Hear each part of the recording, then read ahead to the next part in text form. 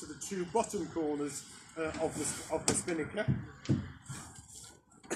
We've got the spinnaker pole, which has both an up haul and a down haul. Here's the down haul, here's the up haul, and we have a method of storing it on the boom. And then we have a thing called twinning lines, which I'll go through in a minute. And when I've got the spinnaker in the sky, twinning lines will come into their own when I've actually got to that point, and I'll address that. Okay, so we've sailed upwind. We've arrived at the windward mark, and we know that we're going to round the windward mark, and we're going to go downwind in some direction to another mark. And we've already worked out whether or not the sails are going to be on port or on starboard. And on this particular case, I'm going to leave it as is for port. And you're going to have to bear with me because it may or may not be. It's going to be very fickle winds today, but I'm going to try. Okay, so we've decided we've got to the windward mark and we bore round. And the first things we're going to do is we're going to let the sails off, because we're already trying to keep the boat going quickly. We've let the main out, and it's at this point that the helm and the crew really start to talk to each other.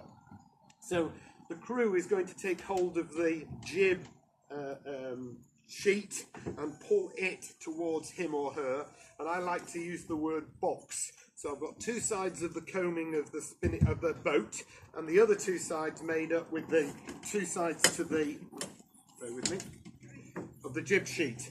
And this box is the box with which the spinnaker goes down and comes back out again. Look what happens when I don't do this exercise and I take the spinnaker and I try desperately to take it over the top. Okay, so the first thing we're going to bear in mind is creating that box. We're just pulling it towards us, we're letting it go, and as a mentally we're going over the top of the spinnaker jib sheets. We're going to grab the kite. Okay, doesn't matter whether or not it's underhanded or overhanded. If you were a lady, I would describe this next stage as a netball net, or if you were a gentleman, maybe a basketball. Fiona, I'm going to ask you to move a bit further around so that you can keep going, Mike, keep going a bit more further, a bit further, a bit further. So I'm looking at a net, a hoop, and it's to windward, and it's slightly above head height, okay? So let me tell you where it's not. It's not down here, it's definitely not down there, it's definitely not up there, and it's, whoa, we're in a really bad shape if it's over here, okay? So let me just reiterate, it's to windward, so we're slightly to this side of the fore state of the jib, it's above head height, and what we're going to do is we're going to get this from here to there. Now,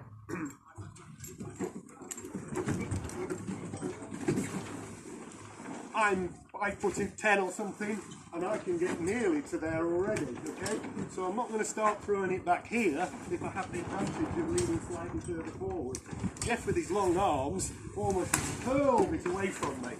What I wanted to do, though, is I want to get rid of this. Watch what happens if I don't. If I push it out here, gravity takes over and puts it in the drink. Yes, did we see that? Yes. It's coming into its own. Because I'm a human being, and because the helm can't see through me, I'm going to ask the helm whether or not he or she can help me out here. The expression we use in the boat is nibble. Okay? Look how I've managed to take about 1.5 meters, 2 meters out of that halyard before I've even started. It's at this point now I'm ready to start to throw the kite. Again, I'm going to go for that hoop. And again, I'm going to ask for communication with the helm. If I say now, at this point, all I end up with is the spinnaker going up through my face because I'm too quick. It takes X seconds for it to get from here to there. So I can do two things at the same time, I'm a bloke. So, yes, if we see how I managed to throw it, and then I waited X seconds before I put it on. Look how it managed to go out, and gravity took over, and the bottom of the kite started to fall down, and the top of the kite decided to go up because I'd given the right communication. Look how the kite has disappeared around the front of the genoa, and in doing so, like a bird G, the wind's going either side of it, and it's under no pressure whatsoever. The minute I try to bring the kite into the wind, it will put it under tension and make life really, really, really difficult, okay? So the one thing I'm trying to do is I'm trying to hide it behind the genoa as much as possible, okay? I'm going to put my hand down, I'm going to reach for the sheet, and I'm going to bring the sheet to the spinnaker pole, not the spinnaker pole to the sheet. That makes sense? So I'm going to bring it up to here, and in this case, we've got 10 of these, haven't we?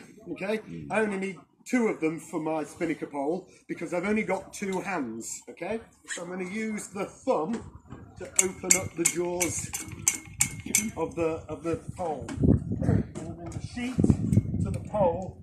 I'm going to open it up and I'm going to connect it in. Okay, it's at this point I'm about to put the pole out. If I push it in this direction, I inadvertently bring the kite round to me, and again, bang, it's all into tension. So what I want to do is I want to leave it there as much as possible. So as the pole goes out, what I'm trying to do here is push it forwards, forwards, forwards, forwards, forwards, and it's at this point I'm going to, in this particular make and model, I'm going to use the ram as it's called, and I'm going to connect it up in the middle. And I'm going to push it out, I'm going to push it out, I'm going to push it out, and again I use the good old digit to open up the pole, and it's at that point that I can put it onto the front face of the mast. I put my arm around the shroud and I reach in across to start bringing the spinnaker around. Comme ça. Okay? Let me go backwards and forwards. Be off, or it can be on. Okay? When it's on, it creates a fixed point here. The ball that rams up against between the thin and the thick part of the spinnaker sheet connects up with the twin, and this whole thing becomes one fixed point. It's not over here, it's not over here, it's definitely not up there, it's just there. And this piece of rope is only a certain length. And what I've done is I've deliberately set it so that the length of the sheet means that the pole just touches, on a day like today, the forestay. Yes? Note how on the forestay there's a wear strip, and the wear strip is approximately 10 inches in length. Sorry, not 20 centimetres. And we've got the pole at approximately halfway. Yes? If it had been a ludicrously windy day, I would have set the pole by making these a lot shorter, so that the amount by which I've got to push that is a lot greater because of the wind strength on a windy day. Conversely, the one thing I don't want to see is the sheet too long, and I now could potentially either snap the pole in 2, which is why they're made of tubular, and they're made as a tapered, thank you is the word I'm looking for, or I could bring the whole rig down. But we see how that's not set correctly. So this comes back to what I was saying when we were all sat down. If I've got the rig and the whole boat all set up correctly, for a day like today, I just want to be able to touch the forestay and it just be held off just a fraction. Yes, that makes sense? So I want absolutely everybody to come around to here for me. Today is being really good for me. Can we see how that bottom panel is almost vertical? Yes? Let me show you what it looks like when it's not vertical. Can you see how the bottom panel is now coming back in on the boat? So what we've done here is we've filled the spinnaker like a big balloon, and we've tightened the neck of it, and we've now got it filled, and it's there like that till Christmas, because we've filled it up with air, but we won't let the air out, and therefore it won't go. This is very ineffectual. It doesn't make the boat go very much quicker. Conversely, if I fly the spinnaker, whoops, wind's dropping on me just a touch. If I fly the kite much further away, there we go, from the boat, and that bottom panel is almost vertical, look how the air goes in, but more importantly, the air goes out and it goes round the back of the genoa. Everybody understood that and seen that? So I'm constantly looking to see whether or not we're flying the kite as far away from the boat as possible, okay? So the next thing I'm going to do is I'm going to try to work out how much of the kite I can actually fill. So I'm going to ask everybody to move their back to me. I've now got a lot of red exposed to the wind, and therefore I've given as much sail area as possible. But what happens when I overdo it, and we're looking at that left edge there, wait for it again, there, and we see how that edge is just on the cusp of kicking round. And what I'm trying to do, that's exactly where I want it to be.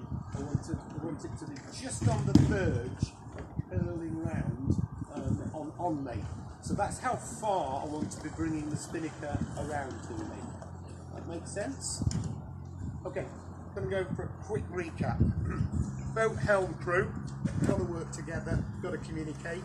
The boat's the one bit that you can adjust and make 100% sure before you go on the water. And one of the things that we're doing when we put the main up and the genoa up and we put it under tension is we're trying to make sure that the length of this sheet is such that for the prevailing wind direction, wind strength, you don't get this either too short or too long.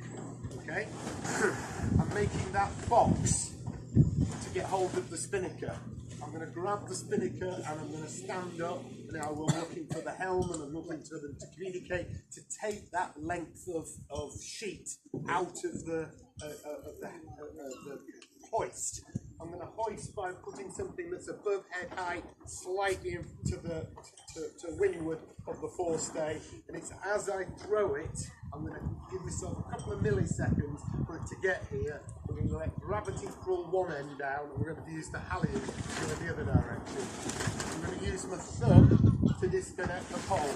I'm going to take the sheet to the pole, not the other way around. I'm going to push the pole forwards. That's not down, that's not up, that's not sideways, that's not through the genoa sheet. It's as far forward as possible, because if I can get it to behind the genoa, it's under little or no tension. There's nothing here at all, because there's no wind catching it. The minute I bring the kite round and it starts to fill, all of this comes under masses of tension, and that's the one thing I'm trying to avoid. Helms at this stage, do not try to start flying the kite. You have far too many other things to worry about, such as sailing dead downwind, keeping the boat as flat as possible, keeping your body weight as low as possible. If you can get your centre of effort into the boat as low as you possibly can, it stops the rocking and the rolling motion, and in doing so, it helps create a stable platform for the crew, and the crew feels more sure about what he or she is doing. Okay? All right.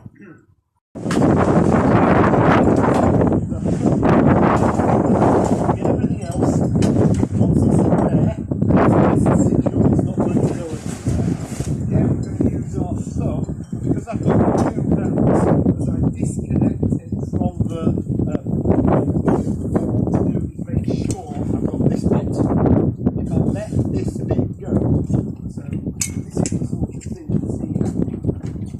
Disappears round the far side, fills in that direction, and is trying to grab the whole boat over sideways. What we're doing here is that we are opening it up, and we've got hold of the sheet. We're going to gather the bottom part of the sheet, 1, 2, 3, 4, turn it into a sausage. Yes? I'm going to make sure that I've got my box, and it's only when I want, not when the helm wants, is the helm going to let the halyard go. Look how as a helm, I've grabbed hold of the sheet and I'm controlling the speed with which it's coming down. So 1, 2, 3, 4, 5, 6, 7, okay?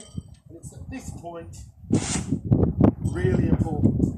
Let me show you what happens if I don't do that last little bit. I've got it to this point, I'm about to drive. As the jib goes across, you'll see how it's taking the kite with us, as opposed to that massive pull. The halyard's not long enough in the halyard, so it doesn't go quite down far enough. So that might have to go. Not the kite. Not Monterey's boat. Okay, so poles away, kites away, I can sit down and I can start to sail the boat and I can make a nice effective rounding. Go through all of that one more time really quick. Initial, not to go up here but to go down there, in which case it would be better if I were to drive. So the helm is going to start to bring the main sheet in a little bit to affect the jibe more accurately. And the crew is going to bring the kite further and further and further and further around. And the kite that would go over. I'm going to let the twin off, put the new twin on, and reach in front of the pole, grab hold of the pole end. I'm going to bring the sheet to the pole, not the other way around. Look how I've left the kite hidden by the genoa and the main. Whilst it's there, it's under no tension. Whilst it's there, it's not causing me or the helm, it's not making the boat rock and roll, but it's behind the mainsail and the genoa. Attach the both ends at this point. Push the pole forwards, again, and trying, where possible, to leave the kite behind. And I've brought it next to me. I can afford to clip it down, sit down, arm round, bring the kite down to me, and I can now start to fly. Yes? If you've forgotten to let the twin off, it's now an appropriate point, you can do that.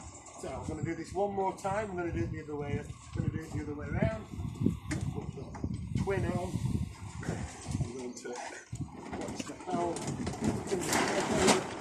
Stand up, take the pole off, bring the sheet to the pole.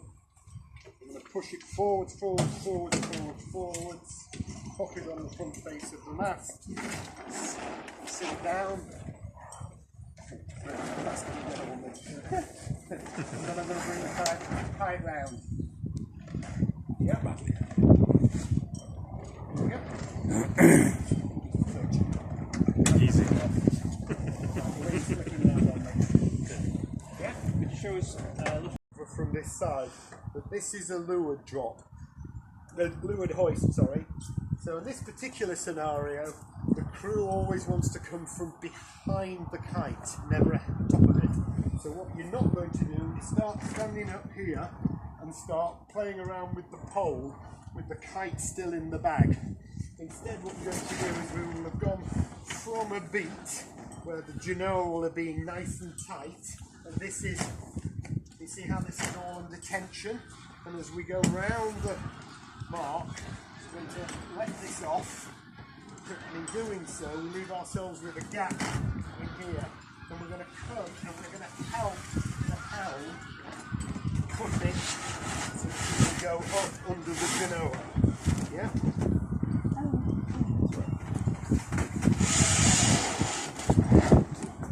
Okay? So I'm now going to ask the helm, or the helm's already going